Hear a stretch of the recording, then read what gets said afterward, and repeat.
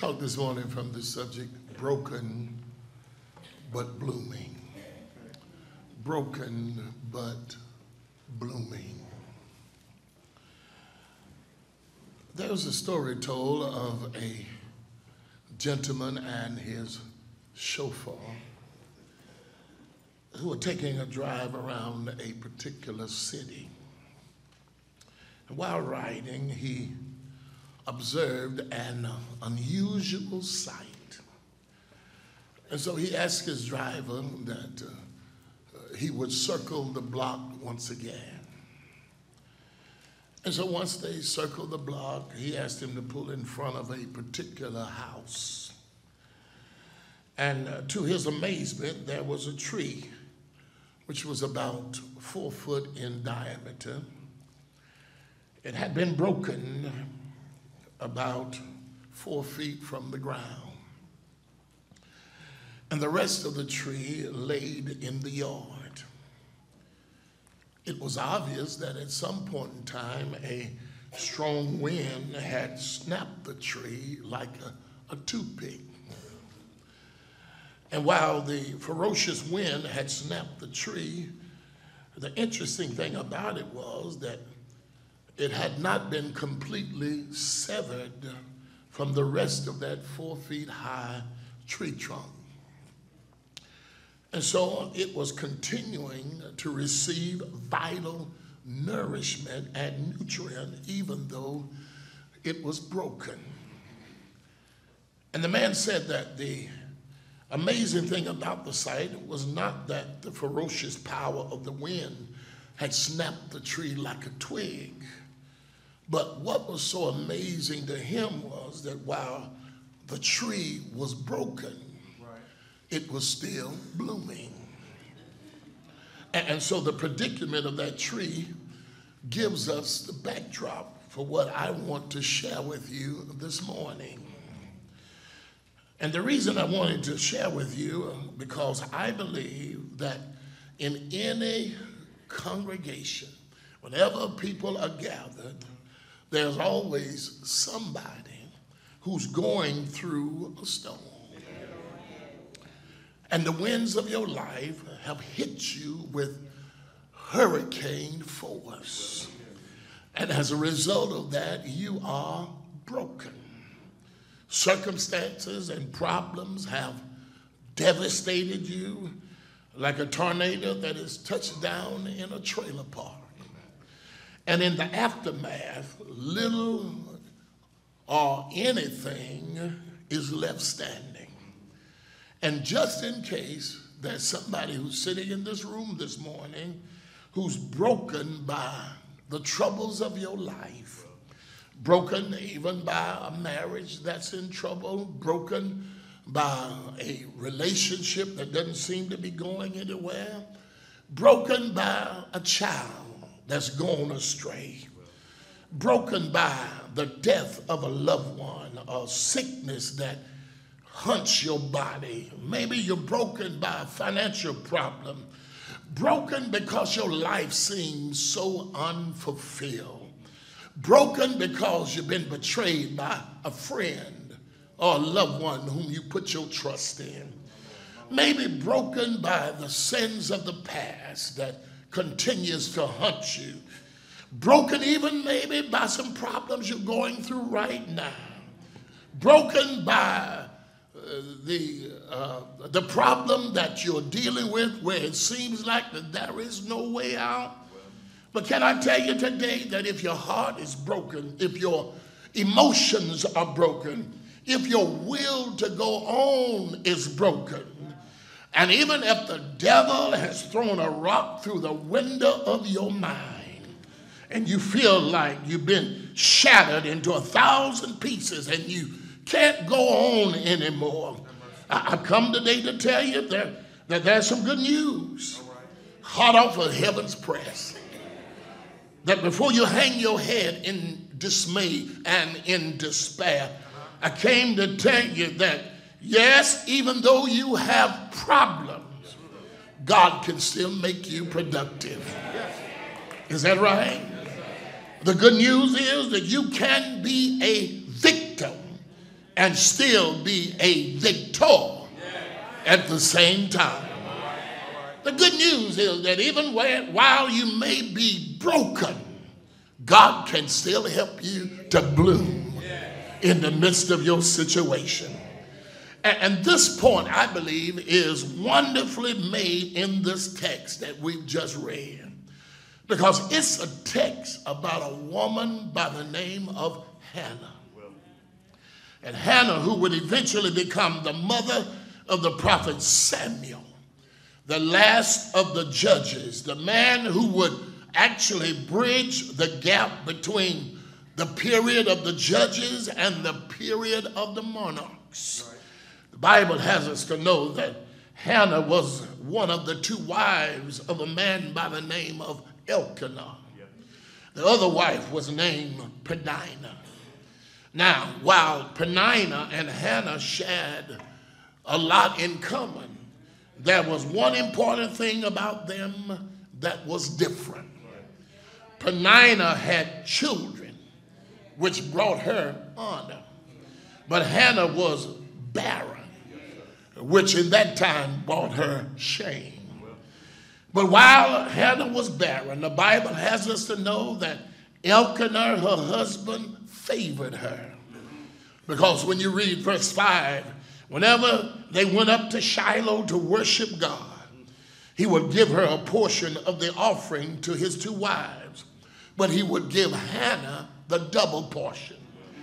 And I believe that this caused Peninnah to become somewhat jealous of Hannah.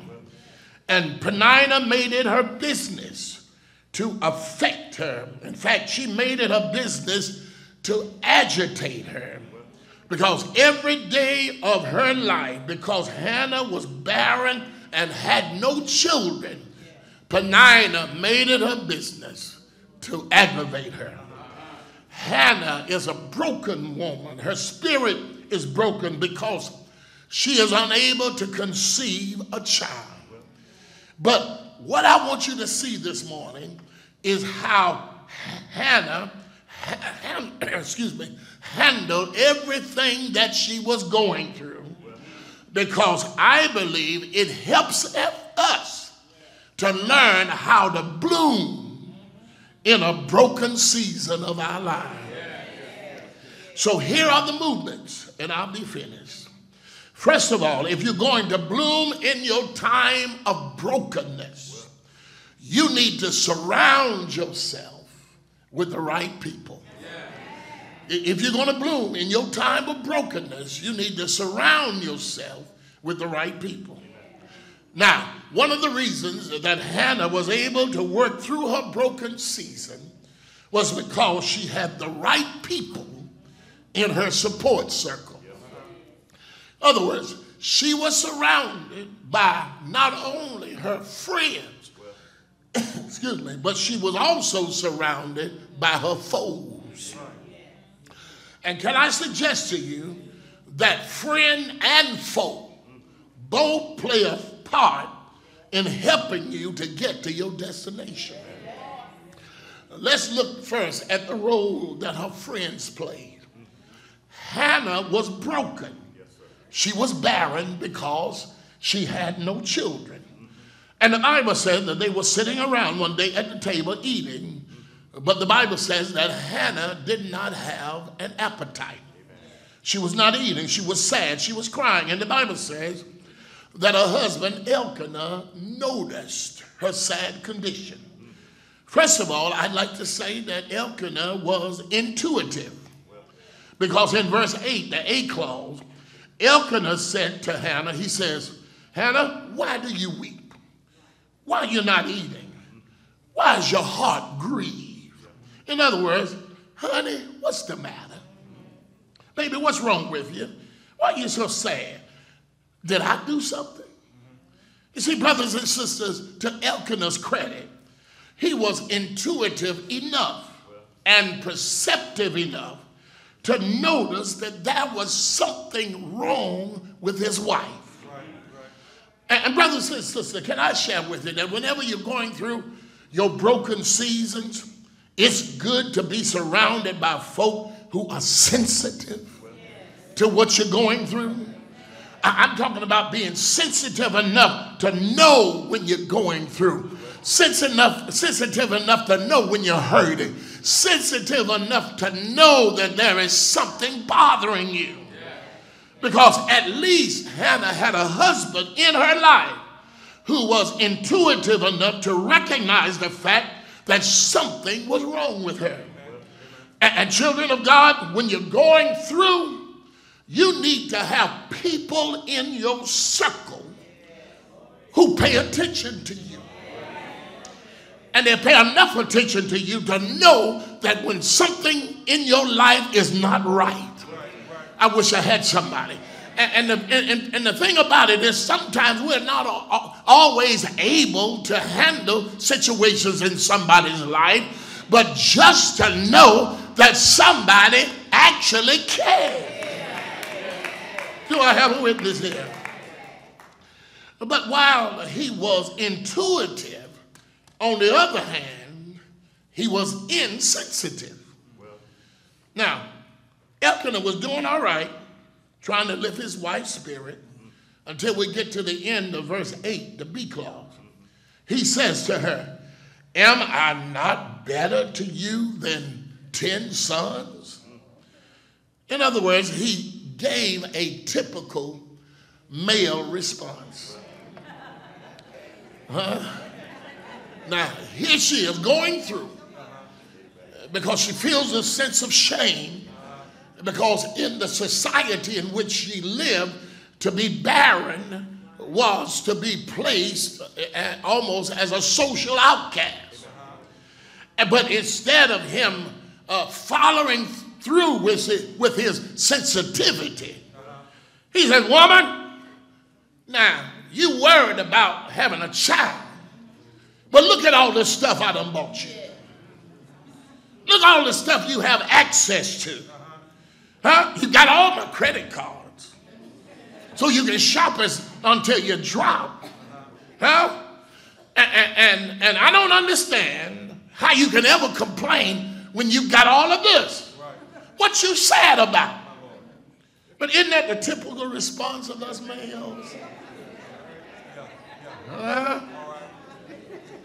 Because we think because we buy things and we give things, we feel that that's enough. But Elkanah did not understand that Hannah's brokenness didn't have anything to do with the stuff he brought her, but it had to do with her sense of unfulfillment. She had some needs that money could not buy. And can I tell you this morning, throwing money at problems is not always the answer. Is that right? But not only do I want you to see her friends and the part they play, but I also need you to see the foes and the part they play. The Bible says that her adversary in the relationship was Elkanah's other wife by the name of Peninnah. And Peninnah had children. Hannah was barren. But in verses 6 and 7, Peninnah made Hannah's life a living hell. Watch what she says in verse 6. And her rival also provoked her severely to make her miserable because the Lord had closed her womb. Verse 7. So it was year by year when she went up to the house of the Lord that she provoked her. Therefore she wept and did not eat. Now, Hannah's already broken because she cannot conceive. But now Peninnah is rubbing salt in an open wound. Can't you see Peninnah in your mind's eye as she would pick up her little baby and look at Hannah and says, look, you wish you had one of these, don't you? And can't you see her as she would look at her little baby's dresses and say, ain't that a cute dress? Don't you like it? Don't you like it? Look at her little shoes. Ain't these cute shoes? And when Elkanah was not looking, she would say, nah, nah, nah, nah, nah. You can't have no baby. I mean, that's comical, but this is the context. And every year, this woman would just irritate her and cause her to be sad. Have you ever met any folk like that in your life? Folk who just irritate you, folk who just agitate you, who just think that it's their life's mission to make you miserable. Everything you do, they picking at it. Everything you do, they finding something wrong with it. Do I have a witness? But even though what Peninnah was doing wasn't right, even though it wasn't right, in a sense, Peninnah was good for Hannah. You see, Peninnah made Hannah not only cry, but Peninnah made Hannah call on the Lord. Can I tell you, whether you like it or not, every one of us need a Peninnah in our lives. We need somebody who's going to hurt us. We need somebody who's going to irritate us sometimes. We need somebody who's going to nag us sometimes, because your Peninnah has a way of pushing you on your knees and causing you to pray. I wish I had somebody. Sometimes you need a Peninnah in your life to draw you closer to God, so that you can say to yourself, listen, if I don't have the Lord in my life, if the Lord doesn't give me peace, if the Lord doesn't give me comfort, if the Lord doesn't give me the right words to say, because I don't want to do anything that would bring shame on the name of God, God help me. Your Peninnah will push you towards your destiny. Do I have a witness? If you don't believe me, come here, Job. Joseph, brother. Joseph's brothers were his Peninnahs, because they sold him into slavery, threw him in a pit. But at the end of the day, when Joseph hit the rewind button and looked back over his life, he said to his brother, you meant it for evil, but God meant it for my good. Do I have a witness? Honey, you need to thank God for your Peninnahs. As a matter of fact, somebody ought to go home today, sit down and write your Peninnahs a thank you letter. Dear Peninnah, thank you for what you did for me. Thank you for how you talked about me. Thank you for how you hurt me. Thank you for everything you said about me. Because it was the stuff that you sent me through that pushed me toward my destiny. You need a Peninnah in your life. You need some haters in your life. You just can't have folk in your life who love you and just love on you all the time. You'll get beside yourself. You need somebody in your life that don't like you, can't stand you, to keep you on your knees and to keep you focused upon what God has called you to do. Because every time a Peninnah tell me what I can't do and tell me I can't make it, I'm more determined. That's what I'm going to do. Do I have a witness? You need to be surrounded by the right folk if you're going to bloom in the midst of your brokenness. Sometimes that means you need to be surrounded by friends and foes. But wait, if you're going to bloom in the midst of your brokenness, not only do you need to surround yourself with the right people, but secondly, you need to stop at the right place. Stop at the right place. Verse 9 tells us that Hannah took her troubles to the temple where Eli, the priest, was serving. Now, can I ask you, what better place could Hannah have taken her brokenness than to the temple? Or let me modernize it. Take it to the church. What better place can you go when you're broken than to the church or to the house of God? At the church, you don't have to wait till you get it all together. You don't have to be perfect to come. Do I have a witness? No, you can come with your problems. You can come with your hang-ups. You can come with all of your issues. Do I have a witness? Because the church is not a social club for the elite. The church is a hospital for the sick. Do I have a witness? Now, when people bring their brokenness to the church, also you got to respond in the right way. Now, let me first tell you from the text how the church ought not respond when people bring their brokenness. First of all, the church ought not be a place of prosecution. Because in verses 12 to 14, the Bible tells us that Hannah went to the temple, and while in the temple, she was praying. But the Bible also suggests that she wasn't praying aloud, but she was praying to herself, praying under her breath. Her lips were moving, but there were no words coming from her lips. And so Eli, the priest, watching Hannah as her lips were moving, but he didn't hear nothing coming out. So Eli assumed that she was drunk. And he said in verse 14, how long will you be drunk? Put your wine away from you. In other words, he assumed that she was drunk. And he accused her of being drunk because her lips were moving, but he didn't hear any words coming out. But what he didn't realize was she was simply praying to herself.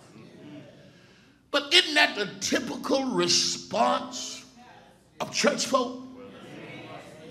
When you bring your brokenness to the church starts acting like prosecuting attorneys, start accusing and judging and condemning. So how can you expect folk to bring their brokenness when the fact is we ought to be trying to help them through their brokenness, but instead we want to put on our judge robe and start telling folk what they can bring and what they can't bring. I wish I had somebody. People ought to know when they come through these doors of Greater Galilee that they will be met with some mercy. Do I have a witness? Listen, they may come in here smelling like alcohol. They may come in here sometimes after being out all night long. Oh, brothers and sisters, if the truth be told, some of us in here, we've been lying all night. We've been talking about folk all night. So I ask you, what's the difference? You'd smell a little better. When you come into Greater Galilee, there ought to be some forgiveness in here.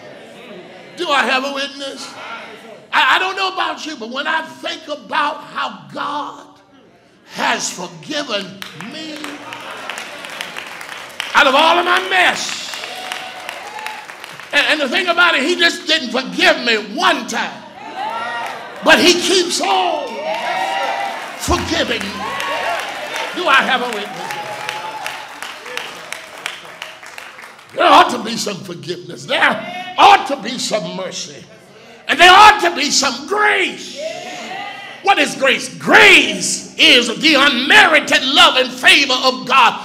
It is giving something to me that I don't deserve. Do I have a witness here? That's how the church ought to respond. But let me tell you how the church, that's how the church ought not respond as a judge and a jury and a prosecutor. But let me tell you how the church ought to respond. First of all, the church ought to be a place of prayer. Because in verses 10 and 11, Hannah is praying to God. And watch how she prays. Watch her prayer. Number one, she acknowledges her position. Verse 11, because she said, Lord, look on the affliction of your maidservant.